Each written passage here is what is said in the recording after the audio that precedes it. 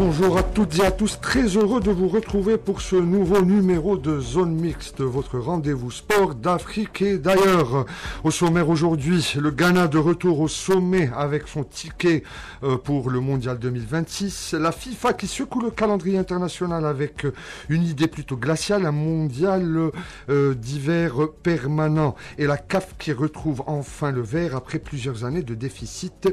Les chiffres sont impressionnants. Nous allons parler haltérophilie, athlétisme. Nous parlerons également de la dynamique du football africain, infrastructure, entraîneurs, réforme et performance.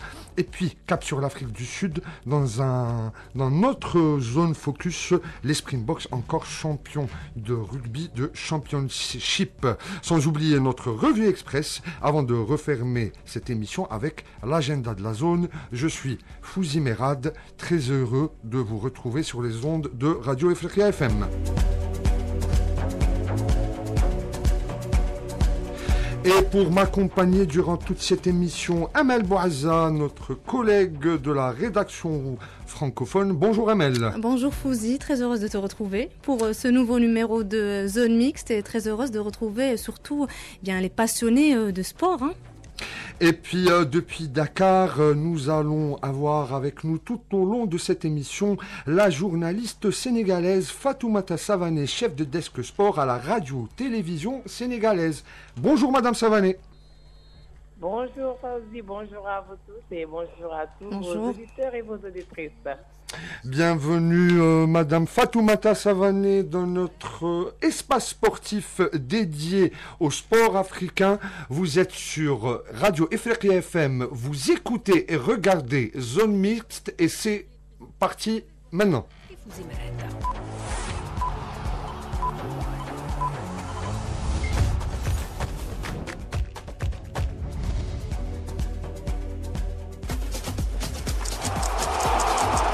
Le fil sportif.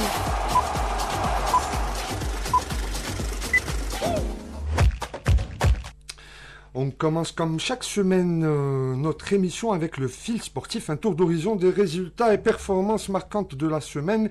Et pour débuter cette actualité sportive assez palpitante, les éliminatoires de la zone Afrique pour la Coupe du Monde 2026, le Ghana qui valide son billet pour les États-Unis. Les Black Stars deviennent le 21e pays qualifié pour la Coupe du Monde, la 5e phase finale de leur histoire et rejoignent le cercle des mondialistes africains. Une courte victoire 1-0 hier face aux Comores a suffi pour faire exploser et exulter le public de l'Accra Sports Stadium. Les hommes d'Otto Addo terminent premier du groupe I avec 25 points et la meilleure attaque provisoire de ces éliminatoires avec 23 buts inscrits devant l'Algérie et la Côte d'Ivoire. Un vrai rebond après leur absence remarquée à la prochaine CAN 2025. Derrière eux, Madagascar à 3 longueurs avant le coup d'envoi de la rencontre s'est complètement écroulé à Bamako. Battu 4-1 par le Mali, les Malgaches devront attendre le verdict des meilleurs deuxièmes pour espérer une place en barrage. Dans le groupe A, l'Égypte a fait le job à domicile.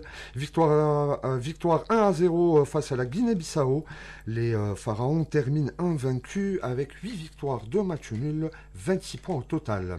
Dauphin de l'Égypte, le Burkina Faso s'impose 3-1 face à l'Éthiopie et s'offre son ticket pour les barrages. Et puis belle perf du Niger qui s'impose 1-0 face à la Zambie et arrache la deuxième place du groupe E. Les MENA restent en course pour les barrages et une possible qualification historique. Et puis on a cette annonce du président de la FIFA, est-ce qu'on se dirigerait vers un mondial en plein hiver? C'est la petite bombe lâchée cette semaine par Gianni Infantino. Le président de la FIFA envisage sérieusement de généraliser la Coupe du Monde en hiver à partir de l'édition saoudienne de 2030, un peu comme au Qatar en 2022. Selon lui, les conditions climatiques actuelles rendent les tournois d'été de plus en plus difficiles à organiser, surtout avec les vagues de chaleur qui frappent désormais même l'Europe. Infantino parle d'une réflexion globale mondial, Fouzi. Sur le calendrier mondial du football, l'idée de réaménager les saisons sportives afin d'éviter les fortes chaleurs et d'assurer aux joueurs des conditions, dit-il, plus sûres et plus justes.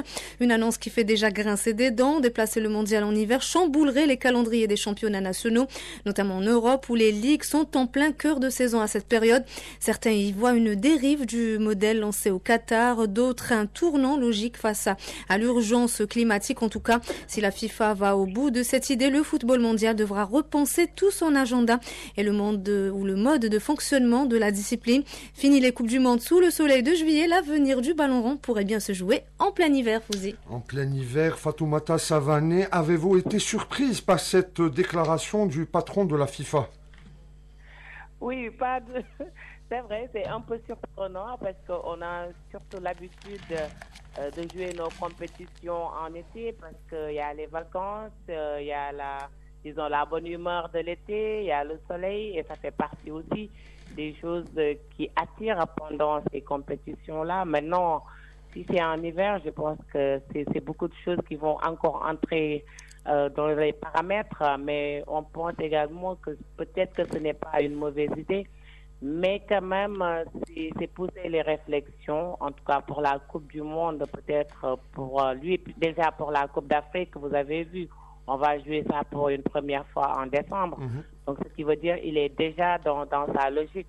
On commence par rapport à la compétition au Maroc qui va démarrer dans le mois de décembre, qui va aller jusqu'en janvier. Déjà, on est presque de plein pied dans l'hiver.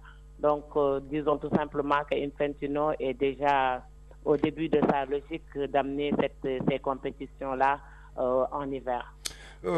Logique, motif indiqué par le patron de la FIFA, motifs environnementaux, changement climatique et aussi protection des joueurs.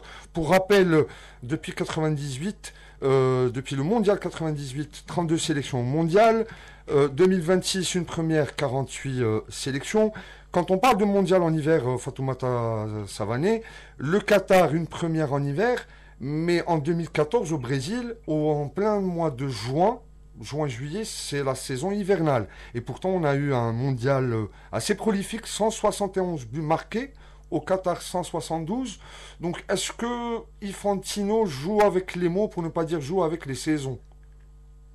Je pense que non. Je pense que les compétitions, ça dépend juste de l'engouement, de l'organisation également, et puis du pays hôte qui accueille. Voilà. Donc, en général, les férus de football sont prêts partout, à n'importe quel moment de l'année, à compétir. Je pense que là, c'est juste qu'on a eu la compétition des clubs, des clubs qui s'est tenue aux États-Unis. Je pense que ça, c'est la nouvelle donne qui permet aujourd'hui à la FIFA de pouvoir trouver de nouvelles dates ou bien des saisons pour pouvoir faire les compétitions internationales. Parce que c'est encore une compétition de plus. Et on a vu que c'était très difficile pour certains joueurs de continuer à compétir jusqu'après la saison. Donc, c'est quand même très difficile pour certains. Mais aujourd'hui, je pense que la réflexion, c'est que, en tout cas pour la CAF, l'Afrique, de maintenir nos moments où on se retrouve, en tout cas autour de la Coupe d'Afrique des Nations, de ne pas entrer dans le carcan peut-être de jouer toujours en hiver. Parce que nous, en hiver, on est des Sahéliens, on a quand même peur de la fraîcheur. On préfère vraiment jouer nos compétitions en été. Voilà. Exactement. Donc, Coupe d'Afrique dont on va reparler dans quelques semaines puisqu'elle débute au mois de décembre. En parlant de la CAF, des bénéfices positifs pour l'année 2024, Amel. Et oui, la Confédération africaine de football retrouve le vert après plusieurs années de déficit. L'instance africaine affiche un bénéfice net de plus de 9 millions de dollars pour l'exercice 2023-2024. Une première depuis longtemps, Fouzi, rendue possible par la hausse des revenus commerciaux, de nouveaux partenariats, une meilleure maîtrise des dépenses. Le Le chiffre d'affaires total atteint plus de 166 millions de dollars, dont une grande partie réinvestie dans le football continental, près de 81 millions pour les primes des compétitions, 35 millions pour le développement du football et 19 millions pour l'organisation des tournois. La CAF annonce également une revalorisation des dotations, 4 millions de dollars pour le vainqueur de la Ligue des Champions, soit une hausse de 60%. Le patron de la CAF, Patrice Motsepe, confirme enfin la préparation d'un nouvel accord marketing et télévisuel d'une valeur potentielle d'1 milliard de dollars, destiné à assurer la stabilité financière du football africain sur le long terme. Et cette élection au bureau exécutif de la FAF, de la FIFA, le président de la Fédération algérienne de football, Walid Sadi, a été nommé vice-président de la commission des stades et de la sécurité de la FIFA. C'est ainsi qu'il renforce la présence de l'Algérie au sein des instances internationales du football. Il est également membre du comité exécutif de la CAF et de l'UNAF. Toujours concernant le football algérien, alors que l'équipe nationale a fêté sa qualification pour le mondial 2026, la sélection algérienne A' prépare activement la défense de son titre de championne arabe en vue du tournoi prévu en décembre prochain au Qatar. Pour leur première confrontation face à la Palestine, les hommes de Majid Bouguerra ont signé une victoire assez convaincante, 3-0 au stade du 19 mai 56 de Annaba. On passe à la Coupe du monde de football U20 hommes qui se déroule au Chili, Amel. Petite sensation au mondial U20 hommes, la 24e édition en cours au Chili. Les Marocains se hissent en demi-finale du tournoi après leur victoire 3-1 face aux Américains. Prochain adversaire, la France pour une place en finale. À noter que l'Afrique du Sud et le Nigeria ont été éliminés en 8e de finale.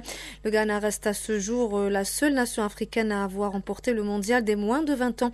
En 2009 face au Brésil, tournoi organisé en Égypte. On passe à l'athlétisme, Fouzi, le marathon de Chicago. Effectivement, toute autre chose. 47e édition du marathon de Chicago, une domination totale des marathoniens africains. L'Ougandais Jacob Kiplimo, médaillé olympique et ancien spécialiste de la piste, s'impose en 2 heures 2 minutes et 23 secondes, 7e meilleure performance mondiale de l'histoire.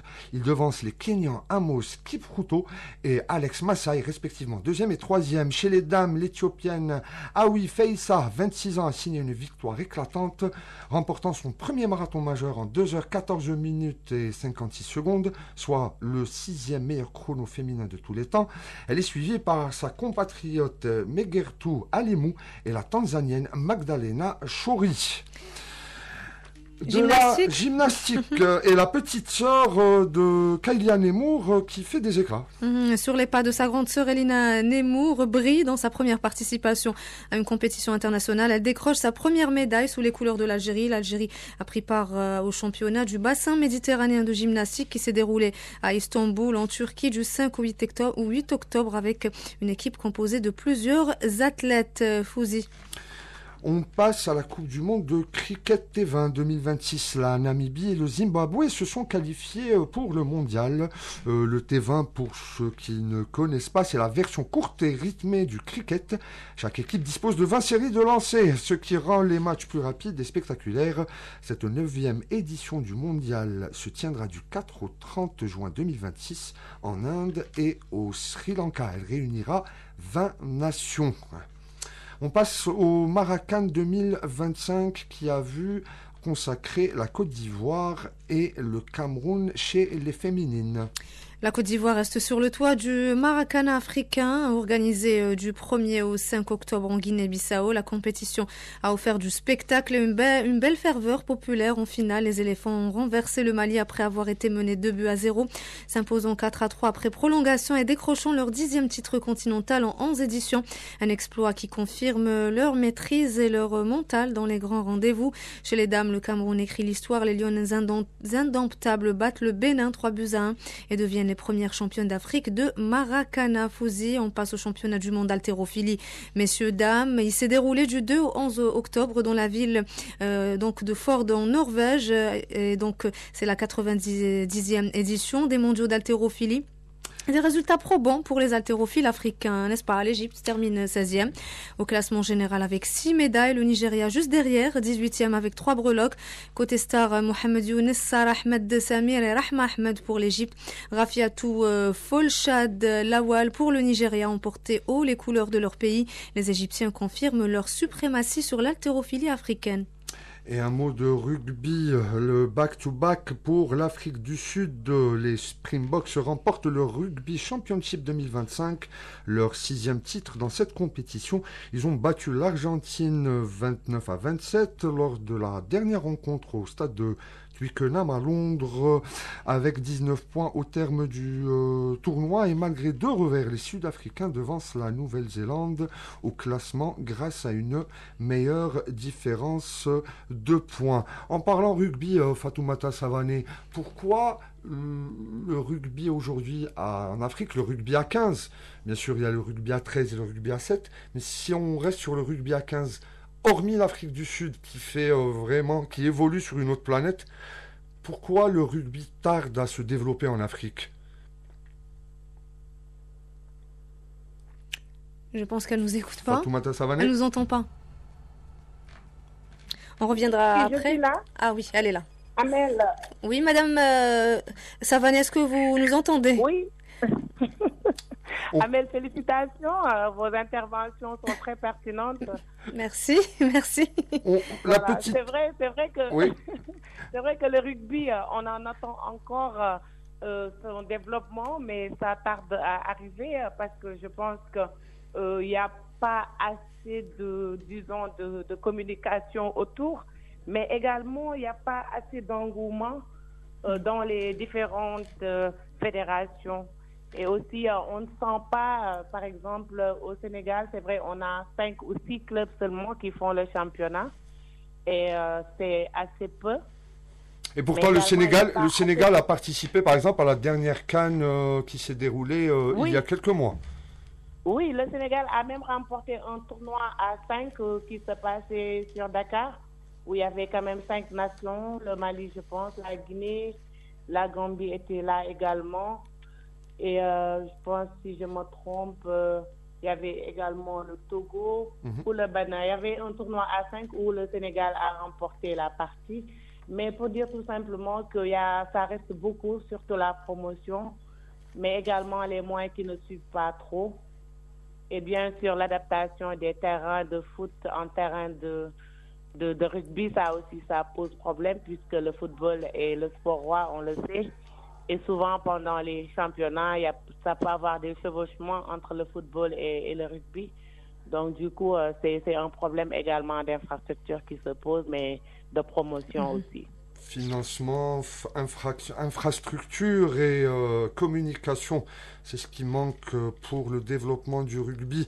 De l'Ovalie, on passe au sport de combat avec la Coupe du Monde de kickboxing, Amel. Direction Tashkent en Ouzbékistan, j'espère que j'ai bien prononcé le nom de la ville, où se dispute depuis le 7 octobre la Coupe du Monde Open de Kickboxing 2025, une étape phare du circuit WACO, la Fédération mondiale de kickboxing amateur. L'Afrique du Sud confirme sa montée en puissance avec 11 médailles d'or, 7 en argent et 8 médailles de bronze, une 4e place mondiale amplement méritée. Juste derrière, l'Algérie signe une belle moisson, 16 médailles dont 6 en or pour une 8e place mondiale.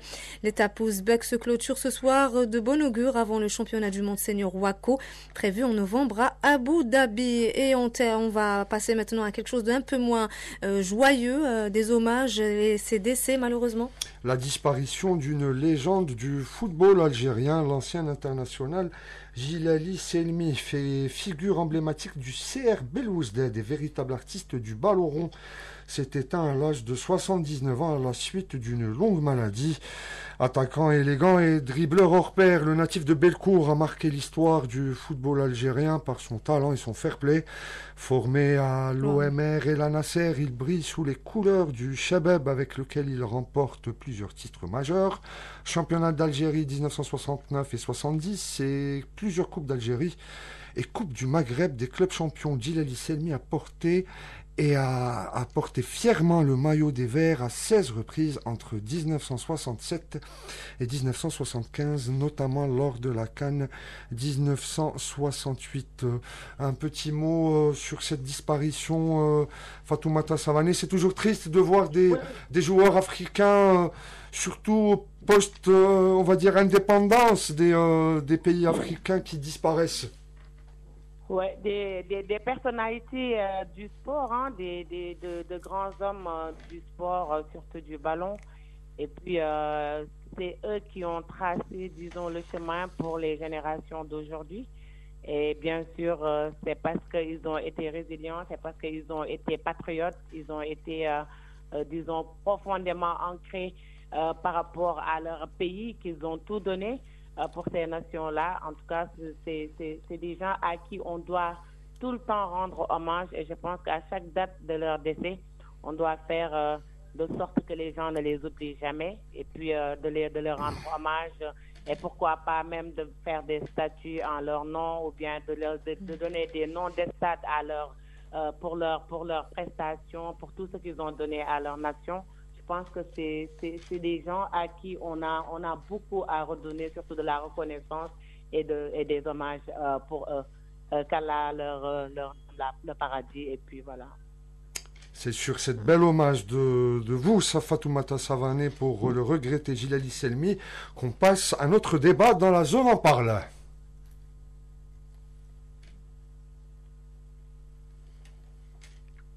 La zone en parle tout de suite, où nous allons débattre sur les éliminatoires de la zone, les éliminatoires pour la Coupe du Monde de football, zone Afrique. Donc, c'est l'actualité de la semaine, Fouzi. L'actualité de la semaine est une des éliminatoires qui ne sont pas encore terminées. Donc, on en est à la dernière ligne droite. La dernière journée, oui. Et effectivement, Amel, donc le continent africain, retient son souffle. Certaines sélections comme le Ghana, l'Algérie ou l'Égypte ont déjà validé leur billet pendant que d'autres jouent encore leur survie.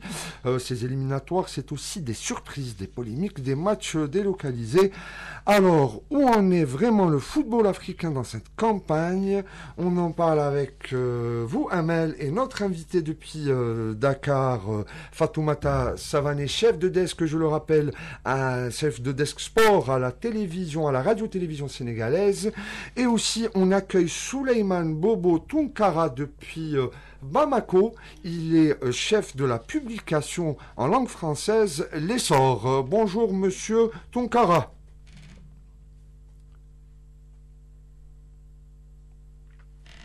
Monsieur Tunkara, je crois qu'il y a un petit problème de liaison. On reviendra vers lui plus tard. Exactement. On peut déjà rappeler les qualifiés, Fouzi, les équipes qui sont déjà qualifiées pour le mondial sur le continent africain. Le Ghana rejoint les 4 autres pays. Donc tout d'abord, c'était des pays de l'Afrique du Nord qui ont décroché en premier leur billet qualificatif, à savoir l'Égypte, le Maroc, la Tunisie et l'Algérie. Et là, le Ghana est donc le 5e pays, le premier de l'Afrique de l'Ouest. Donc, et la course folle vers le mondial se poursuit. Et on peut se poser plein de questions. Donc, par rapport à cette qualification. Déjà, Madame Savané, qu'est-ce que vous en pensez de ces premières équipes africaines qui ont réussi à décrocher leur billet qualificatif au mondial? Oui, disons tout simplement qu'il y a des retours gagnants. Et puis, comme l'Algérie qui revient après 12 ans. Mais on est heureux déjà de savoir qu'ils seront là, les FNEC d'Algérie. Et puis le Maroc qui a été quand même demi-finaliste lors de la dernière édition, qu'on est également très fiers de retrouver dans ce mondial. La Tunisie aussi, bien sûr, et le Ghana qui ferme donc cette marche. Et l'Égypte aussi, Madame Savané? Oui, l'Égypte aussi, c'est un retour. Hein? Oui. Oui, c'est un retour parce que ça fait très longtemps qu'ils n'ont pas été en Coupe du Monde également. Depuis 2018, voilà. Si j'ai bonne mémoire. Depuis 2018. Et pour nous, on est encore là à chercher notre... on y reviendra à la fin, Sénégal-Mauritanie. Voilà, est-ce que les Mauritaniens peuvent jouer un mauvais tour au Sénégal? Au Sénégal, oui. Oui, c'est exactement ça. Et par exemple... Les dernières journées... Justement, oui. En quelques mots, on y reviendra à l'approche de la Coupe du Monde, bien sûr.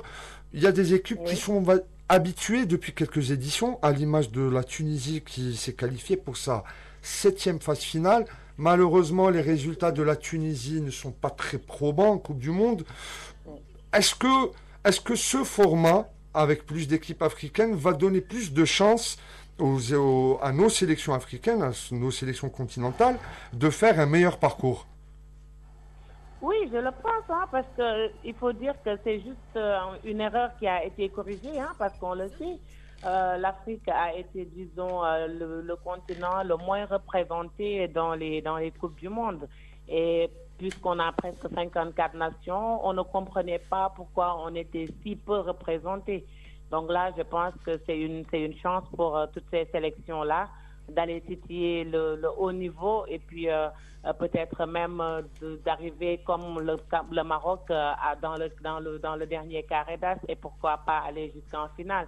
Je pense qu'aujourd'hui, certaines sélections en ont les capacités et on espère vraiment que ça va continuer et qu'on sera beaucoup plus même représentative par rapport à ce mondial, en tout cas sur le plan du nombre. On en a besoin puisqu'il y a beaucoup de sélections qui méritent de partir et qui ne partent pas souvent. Là, je pense que c'est une erreur qu'on a à corriger parce que c'est normal qu'on ait au moins 10 équipes africaines dans cette Coupe du Monde. D'ailleurs, c'est la performance du Cameroun, si on doit le rappeler à nos auditeurs et téléspectateurs également, c'est la performance du Cameroun en 1990 qui a débloqué une place de plus à partir du mondial 94, puisqu'en 90, l'Afrique ne comptait que deux sièges au mondial, Amel. Oui, tout à fait. Et là, il y a aussi un autre point qu'on devrait évoquer, c'est la CAF qui a publié récemment un communiqué annonçant une modification du mode de classement des meilleurs deuxièmes pour les barrages suite au retrait de l'Érythrée dès le début des éliminatoires. Le timing de la décision n'a surpris plus d'un puisque le retrait dont on parle est acté depuis près de 2 ans puisque la CAF a soutenu par la FIFA parle d'équité sportive. Fallait-il attendre aussi longtemps pour adapter le règlement ou la CAF est-ce qu'elle aurait dû attendre ou anticiper la situation dès le départ? C'est la question qu'on se pose, Madame Fatoumata. Oui, c'est vrai parce que ça fait presque près de 2 ans qu'on savait que l'Érythrée ne sera pas là. Je pense qu'aujourd'hui, attendre jusqu'à presque la veille pour dire qu'on va réajuster, c'est peut-être prendre un peu de retard par rapport à cela. Mais je pense qu'aujourd'hui, la vraie bataille pour les pays africains serait donc d'avoir une représentativité de qualité, avoir des équipes qu'on accompagnera et que l'Afrique même va pousser vers les plus hautes marches de cette compétition mondiale, c'est-à-dire que toutes les fédérations devraient après être derrière les pays qui sont qualifiés pour les pousser à plus de préparation, à avoir des matchs vraiment amicaux, très intéressants entre ces pays-là, pour qu'au mondial, qu'on ait vraiment de bons matchs, de bonnes prestations, mais aussi de la qualité, et pourquoi pas arriver à la dernière carré d'as, comme je le disais. Justement, Madame Savané, je pense que vous avez touché un point très important, un point sensible et qui revient à chaque qualification, c'est qu'on se qualifie, mais une fois arrivé au mondial, on se contente de peu. C'est-à-dire qu'on espérait vraiment voir des équipes africaines jouer les premiers rôles, pourquoi pas arriver en demi-finale, pourquoi pas remporter la Coupe du Monde.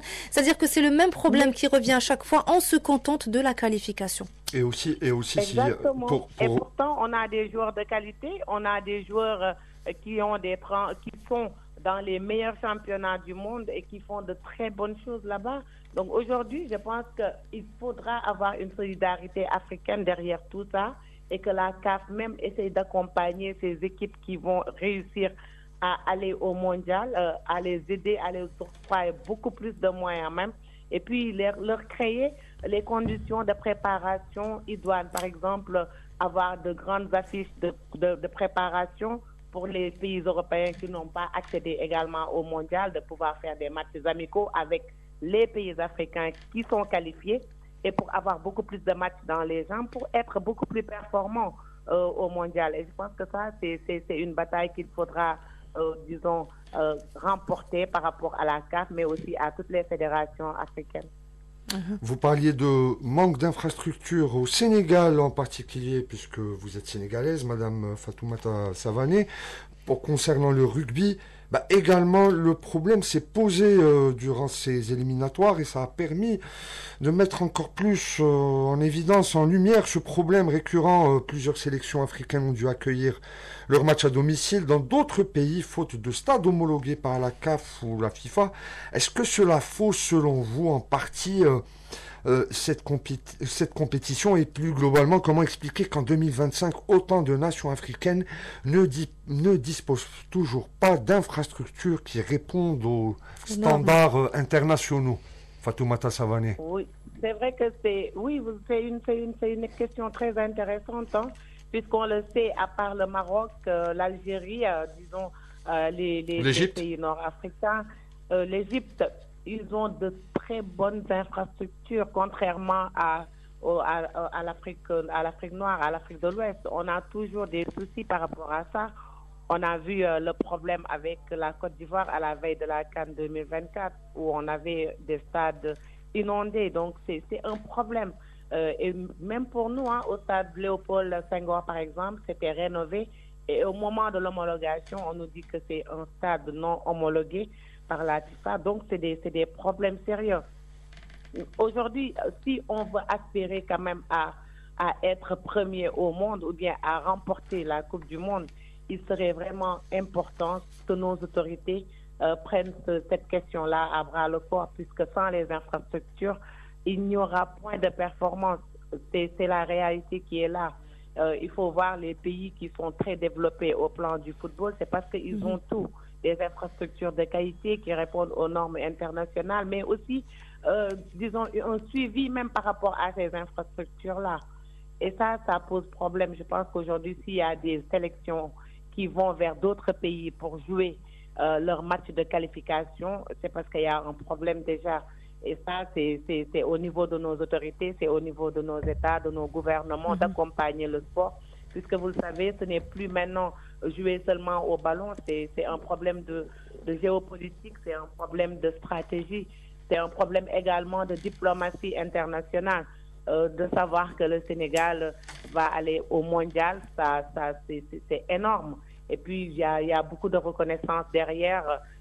Tout le monde entier, la planète entière va suivre cette compétition-là. Donc, c'est des enjeux très importants que parfois nos autorités ont du mal à comprendre ou bien à intégrer dans leur programme de développement du sport, surtout des infrastructures. Problème des infrastructures dans tous les sports et dans le football particulièrement en Afrique, puisque c'est le football roi. Le sport roi, pardon. Le Sénégal presque en Coupe du Monde. Le Mali n'y sera pas. Et nous avons retrouvé Monsieur Souleymane Bobo Tounkara, directeur de la publication L'Essor malienne. Bonjour Monsieur Souleymane Bobo Tounkara. Est-ce qu'il nous entend? Nous l'avons encore perdu. Malheureusement. Malheureusement. Le Mali est aussi s'est un peu perdu lors de ces éliminatoires. On revient à notre thématique débat en compagnie de Amel Bouazza, collègue et journaliste de la rédaction francophone, et Fatoumata Savané, chef desk sport à la radio-télévision sénégalaise. Madame Fatoumata, plusieurs sélections ont confié les rênes, plusieurs sélections africaines ont confié les rênes de leur groupe à des entraîneurs étrangers. Selon un article de CAF Online daté de mars dernier, il indique qu'environ 23 équipes africaines sur les 54 sont entraînées par des sélectionneurs africains seulement.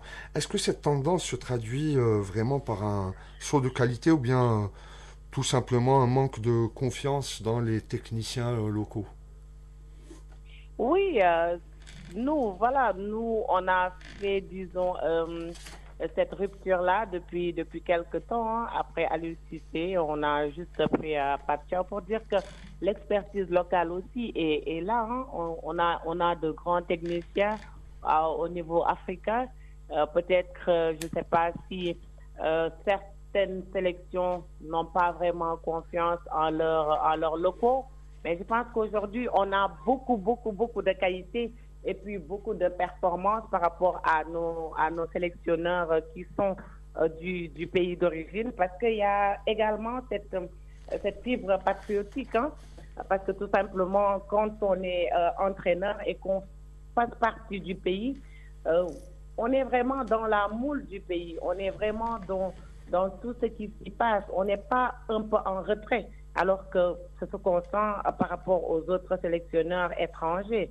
Ils ne seront pas vraiment, disons, quelqu'un qui va intégrer sur le plan sentiment le pays qu'ils entraînent, puisqu'on le sait, ils seront là en tant que techniciens.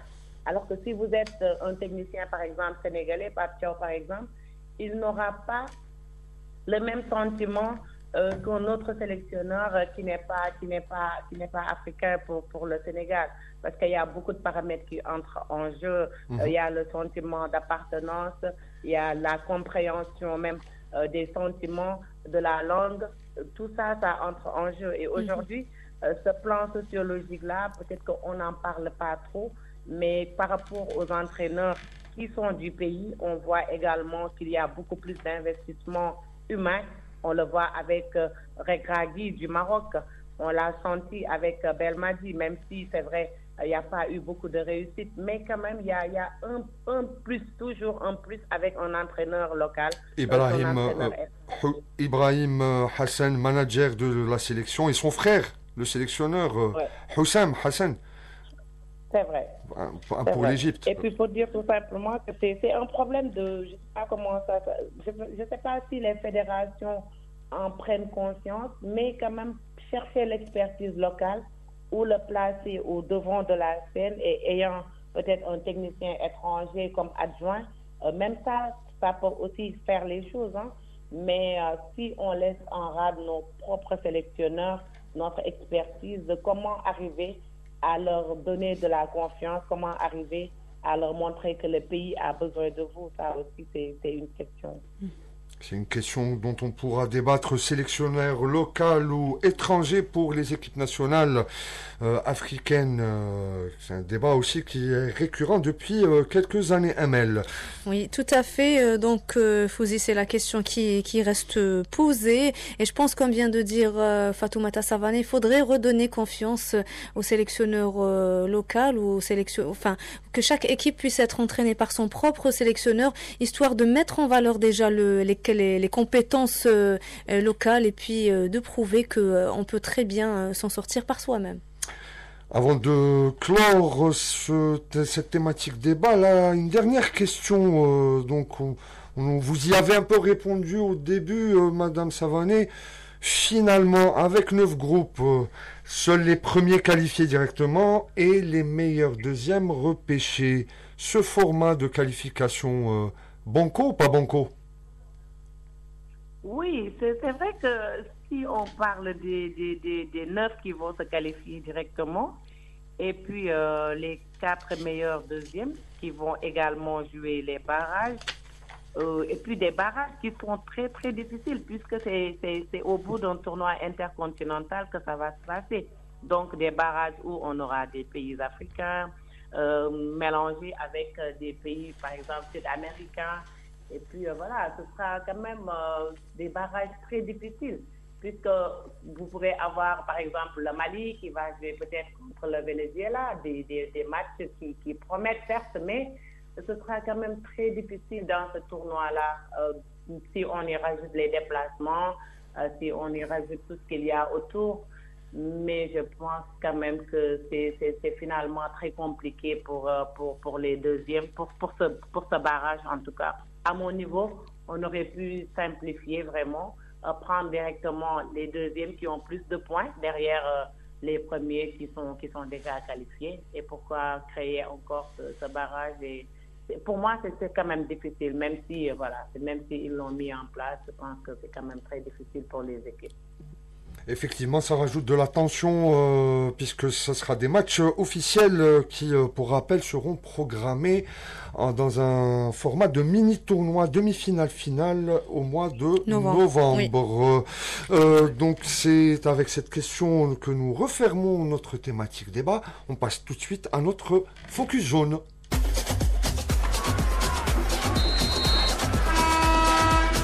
Focus zone.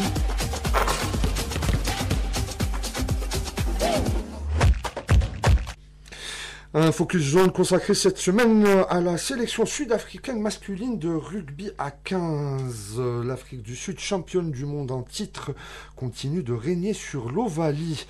Les Springboks viennent de décrocher, comme nous l'avons rappelé dans le fil sportif, leur 6e titre de rugby championship après une victoire face à l'Argentine. Un défi beaucoup plus dur à relever que celui de la Coupe du Monde, d'après le sélectionneur sud-africain Rassie Erasmus. Je vous propose d'écouter.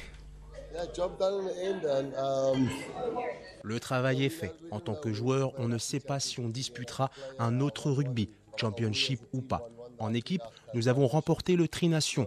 Les Néo-Zélandais en ont gagné plusieurs de leur côté, mais nous, jamais. Nous ne savons pas quand nous en gagnerons un autre. Cette semaine a été importante. Nous l'avions préparée depuis longtemps. Nous essayons de construire quelque chose avec l'équipe et les gars s'y sont tenus, même ceux qui n'ont pas joué. Ce n'était pas parfait. Il y a eu pas mal d'erreurs, c'est vrai, mais je pense que l'état d'esprit du groupe s'est vraiment vu aujourd'hui. C'est une équipe solide, capable de battre ses adversaires. Nous avons eu jusqu'à 16 points d'avance avant de commettre quelques fautes, mais nous avons su réagir et au final, nous sommes champions. C'est une belle récompense. Ensuite, retour en Afrique du Sud. Il fallait aller chercher 5 points face à une très bonne équipe d'Argentine. Celle-là même qui a battu les Lions, l'Australie et la Nouvelle-Zélande. Et après la victoire des Néo-Zélandais, les Australiens, nous devions absolument gagner ce match. Ça a été presque aussi difficile qu'une Coupe du Monde, avec la pression d'un quart, d'une demi et d'une finale. Donc oui, nous sommes satisfaits. Mais nous savons que tout n'est pas parfait. Je dois dire que la demi-finale paraît déjà loin. Mais après cette pause de semaine et à l'idée de finir la saison en beauté en France, j'ai vraiment hâte d'y être. Les Springboks, un collectif hors norme, des chiffres qui parlent d'eux-mêmes. 4 Coupes du Monde, 95, 2007, 2019, 2023. 6 titres continentaux, une identité forgée dans la puissance et la solidarité.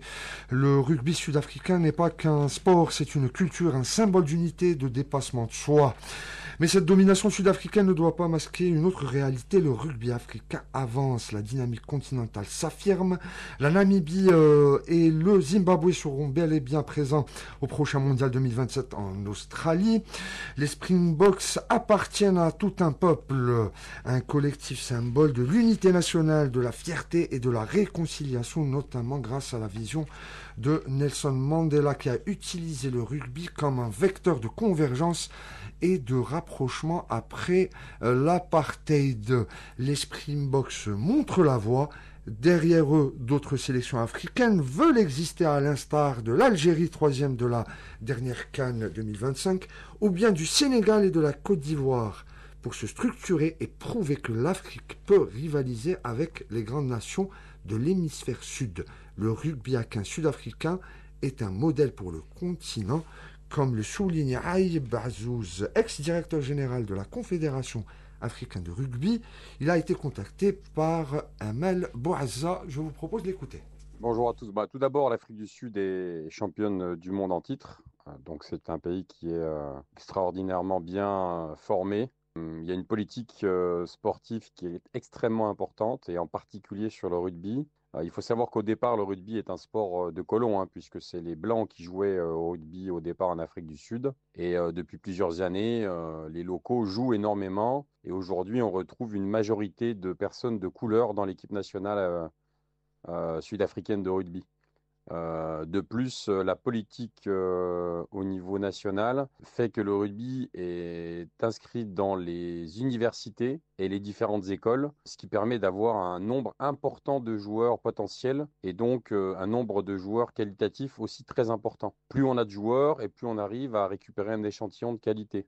Donc voilà, le gouvernement, le ministère des Sports et la fédération ont compris à l'époque que le rugby pouvait devenir un objet de communication. Et en particulier, à l'époque, Nelson Mandela avait fait en sorte de pouvoir faire du rugby aussi une solution pour une paix à l'intérieur du pays, avec d'ailleurs un célèbre film qui s'appelle Invictus. En fait, c'est impressionnant, Fouzi, parce qu'on a l'impression que tout le monde croit qu'il n'y a que le football qui est le sport en Afrique. Mais quand on voit comme ça des équipes africaines qui se distinguent dans d'autres disciplines, ça fait vraiment plaisir, franchement. L'Afrique est riche de toutes ses cultures et de tous ses sports. Madame Savani, brièvement, on pense rugby, Afrique du Sud, sélection sud-africaine masculine, bien sûr. On pense Nelson Mandela. Oui. On pense la meilleure sélection au monde de rugby, qui nous rend fiers à chaque fois qu'ils font, disons, une compétition internationale. On l'a vu au mondial quand ils l'ont remporté, et puis pour ces championships, ils ont remporté ça pour la 6e fois. très intéressant. Toujours, même lorsqu'ils sont menés, ils sont résilients, ils sont concentrés. Je pense que là, au plan africain, le rugby sud-africain est vraiment sur le toit de l'Afrique. Et puis, il y a beaucoup également de jeunes qui s'y intéressent. Et puis, la promotion, elle est bien faite. Je pense que pour eux, le rugby est beaucoup plus important que le football, contrairement à nous, à l'Algérie ou bien au Sénégal, où on aime plus le football que le rugby. Il y a cette dimension historique, Madame Savané, comme vient de le dire Azouz Aïeb. Il y a aussi l'histoire qui joue sur ça. Oui. C'est exactement ça. Hein. C'est parce que également, il y a une traditionnelle habitude pour l'équipe sud-africaine d'être dans les plus grandes compétitions, de jouer les plus grands rôles dans cette discipline-là.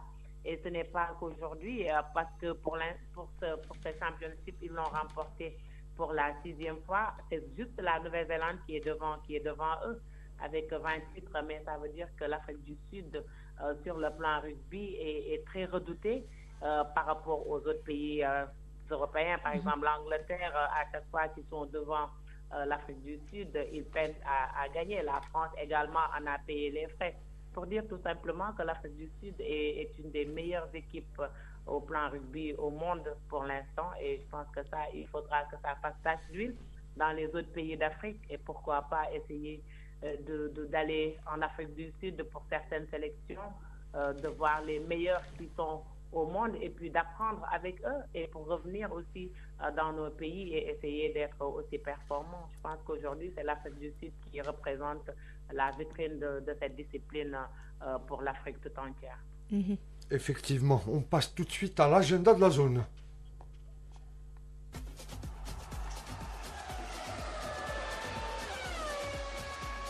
Revue Express.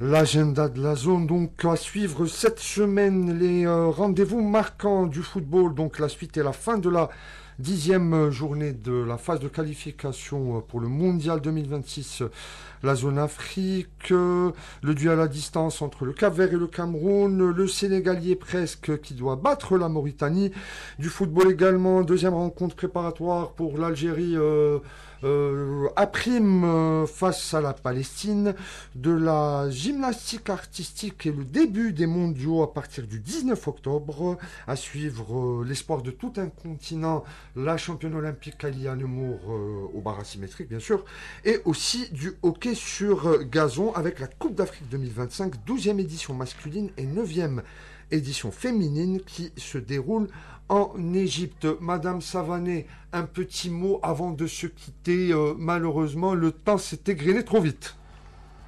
Oui, c'est vrai. Dire tout simplement que nous sommes sur la dernière ligne droite, hein, avec la Mauritanie qui sera là, qui est déjà là. D'ailleurs, ce soir, il y aura la conférence de presse d'avant-match et puis les entraînements pour 15 minutes seulement pour les journalistes. Et puis demain, ce sera le grand jour à 19h face à la Mauritanie pour peut-être le Sénégal de décrocher une quatrième qualification. Troisième d'affilée, oui, on espère, hein, puisque ce sera un match difficile aussi, parce que disons que c'est un derby et avec la Mauritanie, ça n'a jamais été facile. Même à l'aller, on a battu certes 1-0, mais ça n'était pas du tout facile.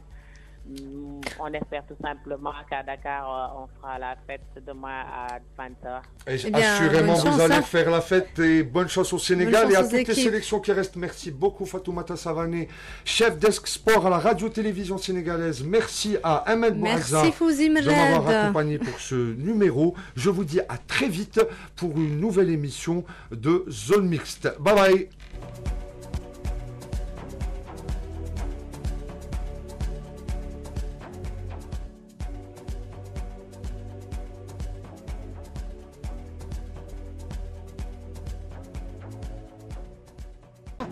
Toutes les émotions du sport.